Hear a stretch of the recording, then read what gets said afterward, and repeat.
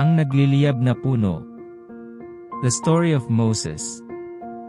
Episode 3. Bible Story Series 23. Exodus Chapter 3. Mula sa Magandang Balita Biblia. Exodus Chapter 3. Tinawag ng Diyos si Moises.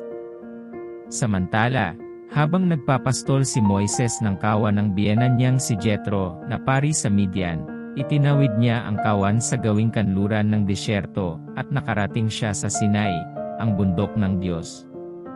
Doon, ang anghel ni Yahweh ay nagpakita sa kanya, na parang apoy na nagmumula sa gitna ng isang mababang punong kahoy. Kitang-kita ni Moises na nagliliyab ang puno, ngunit hindi nasusunog. Kaya't nasabi niya sa kanyang sarili, nakakapagtaka naman ito. Titingnan ko ngang mabuti kung bakit hindi iyon natutupok gayong nagliliyab. Nang lalapit na si Moises, tinawag siya ni Yahweh, buhat sa nagliliyab na punong kahoy, "Moises, Moises." "Ano po yon?" sagot niya. Sinabi ng Diyos, "Huwag kang lumapit. Hubarin mo ang iyong sandalyas sapagkat banal na lugar ang kinatatayuan mo. Ako ang Diyos na sinamba ng iyong mga ninuno, ang Diyos ni Abraham, ni Isaac, at ni Jacob." Tinakpan ni Moises ang kanyang mukha sapagkat natatakot siyang tumingin sa Diyos. Sinabi sa kanya ni Yahweh, "Nakita kong labis na pinahihirapan ng mga Ehipsyo ang aking bayan. Alam ko ang hirap na kanilang tinitiis at narinig ko ang kanilang pagdaing. Kaya't bumaba ako upang sila'y iligtas, ilabas sa Ehipto, at ihatid sa lupaing mainam, malawak, mayaman, at sagana sa lahat ng bagay. Ito'y ang lupain ng mga Kananeo, Heteo, Amoryo, Perezio, Hivita at Jebuseo. Naririnig ko nga ang pagdaing ng aking bayan, at nakikita ko ang pang-aaping ginagawa sa kanila ng mga Ehipsyo. Kaya't papupuntahin kita sa Faraon upang ilabas mo sa Ehipto ang aking bayang Israel." Sumagot si Moises, "Sino po ako para humarap sa Faraon at ilabas ang bayang Israel mula sa Ehipto?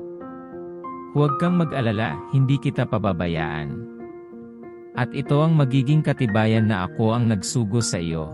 Sa bundok ding ito sasambahin niyo ako kapag nailabas mo na sa Ehipto ang aking bayan," sabi ng Diyos.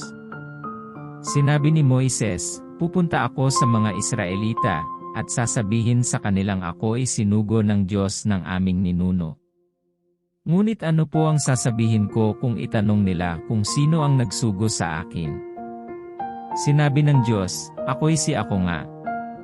Sabihin mo sa mga Israelita na sinugo ka ng Diyos na ang pangalan ay ako nga.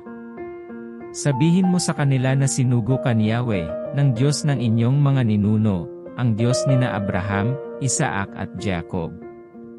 At ito ang pangalang itatawag nila sa akin magpakailanman. Lumakad ka na at tipunin mo ang mga pinuno ng Israel. Sabihin mo sa kanilang nagpakita ako sa iyo, akong si Yahweh, ang Diyos ng inyong mga ninunong sina Abraham, Isaac at Jacob. Sabihin mong ako'y bumaba at nakita ko ang ginagawa sa kanila ng mga Ehipsyo.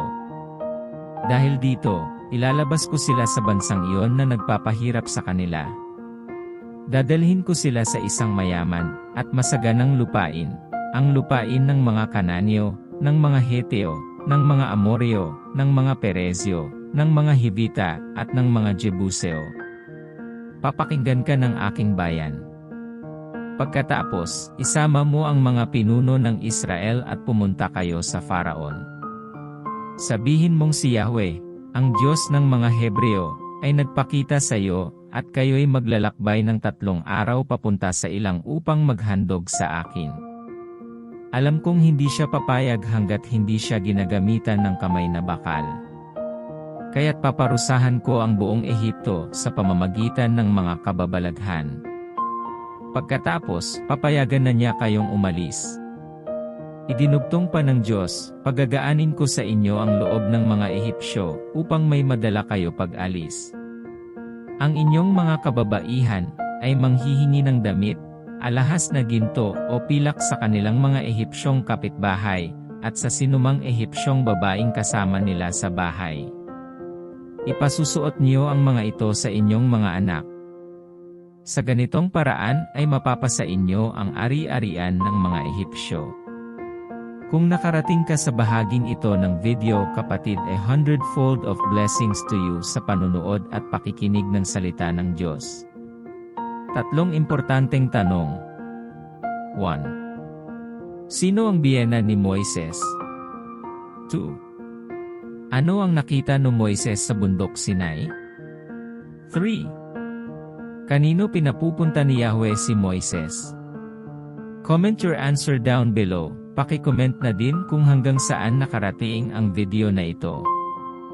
Don't forget to subscribe, like, and hit the notification bell for you to get updated on the next video. Thank you for watching and hearing the Word of God. Stay blessed, and stay connected in the presence of the Lord.